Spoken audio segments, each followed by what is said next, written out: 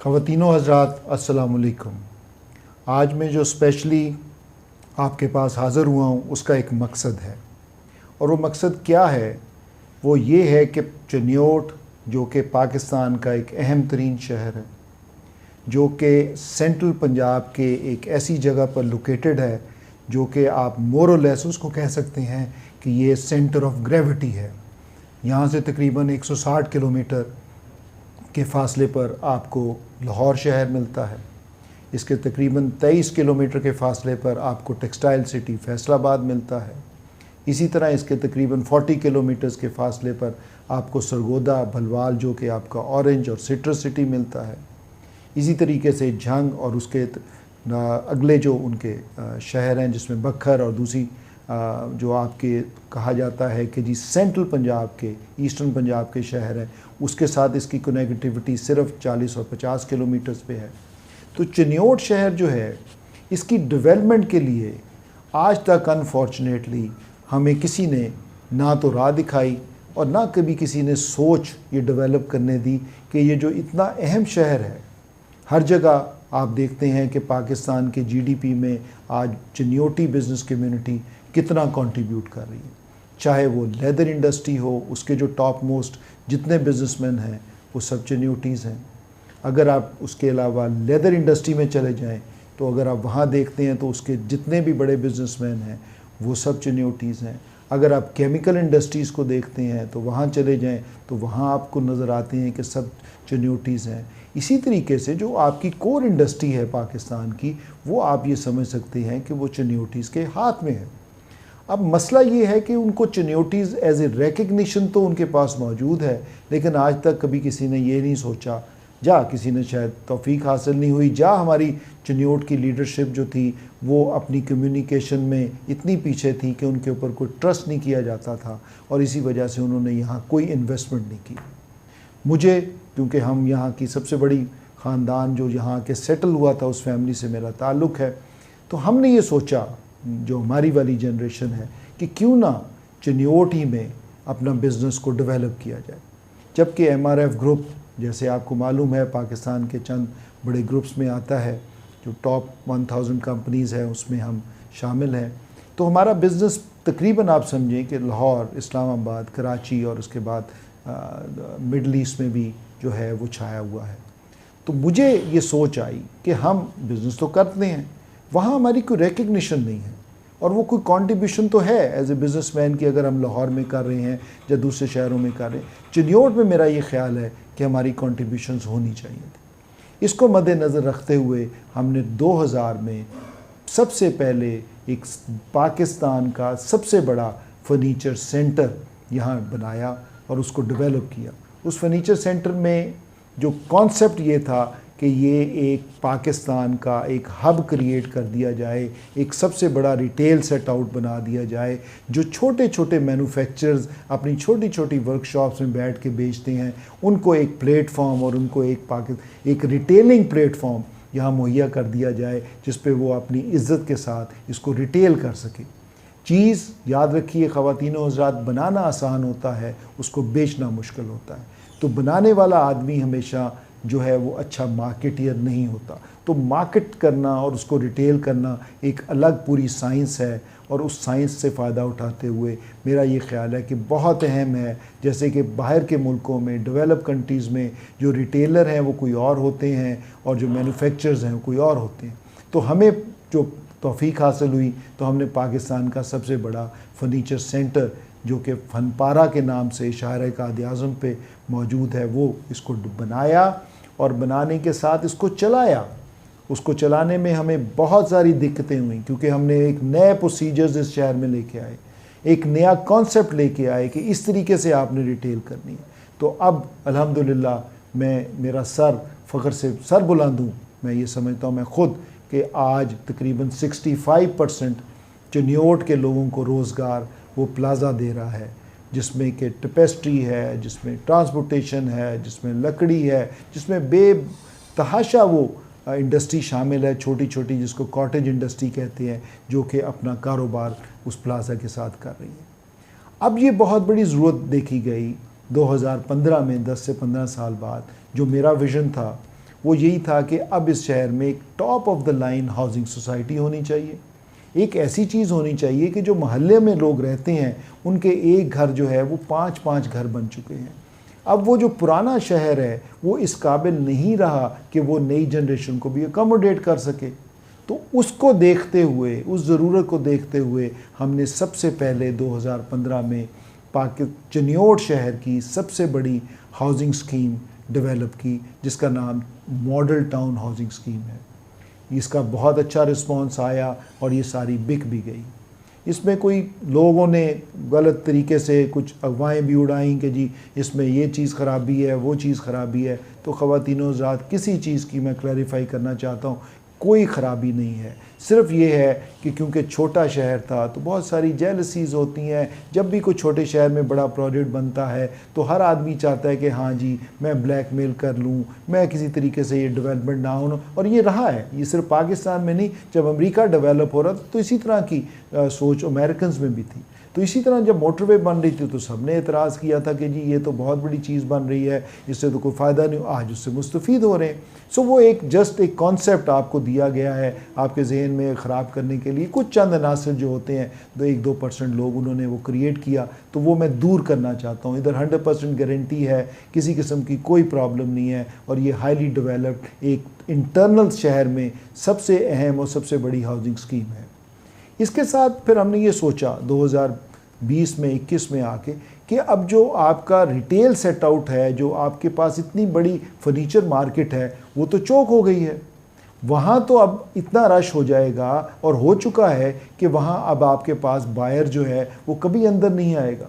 और जैसे सब दुनिया में होता है कि जो पहले मार्केट बनती है वो फिर होलसेल मार्केट बन जाती है। वो होलसेल मार्केट बन गई है। अब उसके लिए एक हमें रिटेल मार्केट बनाने की अशद ज़रूरत थी। तो जब मैं हुकूमत का हिस्सा था 2000 में 97 में भी पुराने चीफ मिनिस्टर साहब के साथ, तो उसमें भी मैंने उनको ये सजेस्ट किया था कि आप पाकिस्तान में मुख्तलिफ शहर डेवलप करें। वो शहर कैसे होंगे कि जहाँ सिरामिक बनता है, जैसे गुजरांवाला में वहाँ एक छोटी सिरामिक सिटी हो। इसी तरीके से जहाँ सिट्रस हमारे यहाँ प्रोड्यूस होता है, वाई नॉट के वो सिट्रस सिटी का नाम दिया जाए और उधर वहाँ सिट्रस मिले। इसी तरीके से दुनिया में सॉल्ट, हम इतना बड़ा हमारे पास रिज़र्व है, दुनिया का सेकंड लार्जेस्ट रिज़र्व है, वो जो है वो होना चाहिए, उसमें सॉल्ट सिटी होनी चाहिए।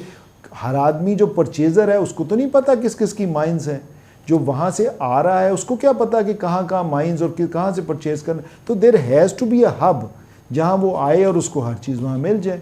Same is with textile city. अगर टेक्सटाइल सिटी फैसलाबाद हमारे से है तो why not to have a small textile city वहाँ हो, जिसमें कि मल्टीपल प्लाजाज बने हों और हर मैन्युफैक्चरर को वहाँ बहुत ही कम दामों पे उनको एक रिटेल आउटलेट दिया जाए। सो जो बायर आए वो नीचे तक लोगों के पास आए। अब जो बायर आता है वो बड़े लोगों के पास आके कॉर्पोरेट सेक्टर के पास आता है, वही वो ऑर्डर्स ले लेते हैं और वो उसी तरीके से गरीब आदमी जो छोटे छोटे लोग लगे हुए हैं कॉटेज इंडस्ट्री के, उनका लिविंग स्टैंडर्ड वहीं का वहीं खड़ा रहता है। So this is very important. ये जिसे कहते हैं गेम चेंजर है।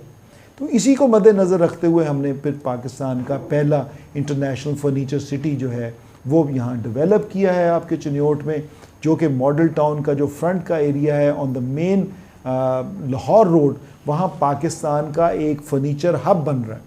अब ये फ़र्नीचर हब क्या है? फ़र्नीचर हब में 14 प्लाजाज हैं।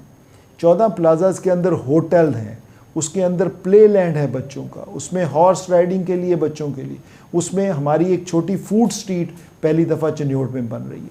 ये क्यों बन रही है कि इसमें दो चीज़ें होंगी। एक तो जो पूरे पाकिस्तान का जो फर्नीचर का गाहक है, जब उसको ये पता चल जाएगा कि भाई एक फ़र्नीचर सिटी बन गया है, तो वो कभी छोटी छोटी दुकानों से अपने शहर में नहीं लेगा, वो यहाँ आपके पास आएगा। उसको पता होगा कि यहाँ सब रिटेल आउटलेट्स मौजूद हैं, यहाँ सारे ब्रांड्स मौजूद हैं, यहाँ मुझे एक तो सस्ता मिलेगा और दूसरी मुझे सबसे बड़ी वैरायटी मिलेगी।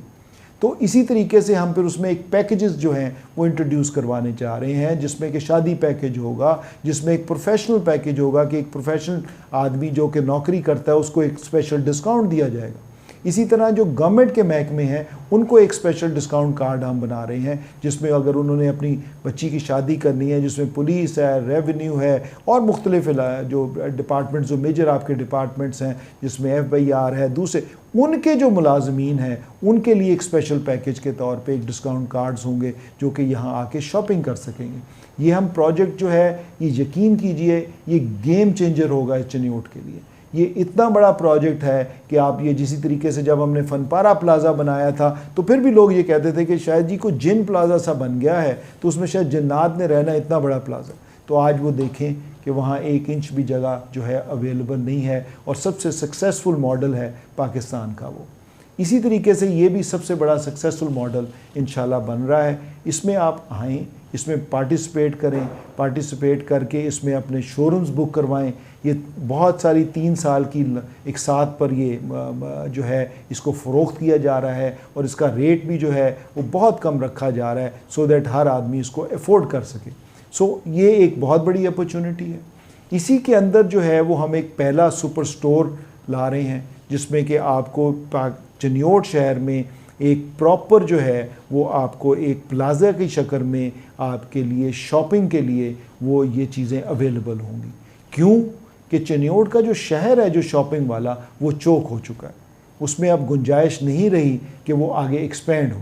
तो बहुत ज़रूरी है कि आपका सोने का बाज़ार यहाँ आए, बहुत ज़रूरी है कि आपका मेडिकल का बाज़ार इधर आए, बहुत ज़रूरी है कि आपकी ग्रॉसरी जितनी आप करते हैं वो आए, बहुत ज़रूरी है कि आपके गारमेंट्स वाले यहाँ आए, बहुत ज़रूरी है कि आपके जूते वाले यहाँ आए। सो उनको एक ही छत तले ये सारी चीज़ें भी मुहैया होंगी। ये कैसे मुहैया होंगी कि इससे महंगी ज़मीन चिन्योट में शहर के साथ अवेलेबल नहीं है। बाकी अगर आप देखेंगे जो 1 या 2 हाउसिंग स्कीम्स हैं वो शहर से दूर हैं, तो ये वाहिद हाउसिंग स्कीम है जो शहर के अंदर है। ये तो सिर्फ 5 मिनट हैं जो है हमारा ख़त्म नबूवत चौक जिसको तहसील चौक कहते हैं वहाँ से।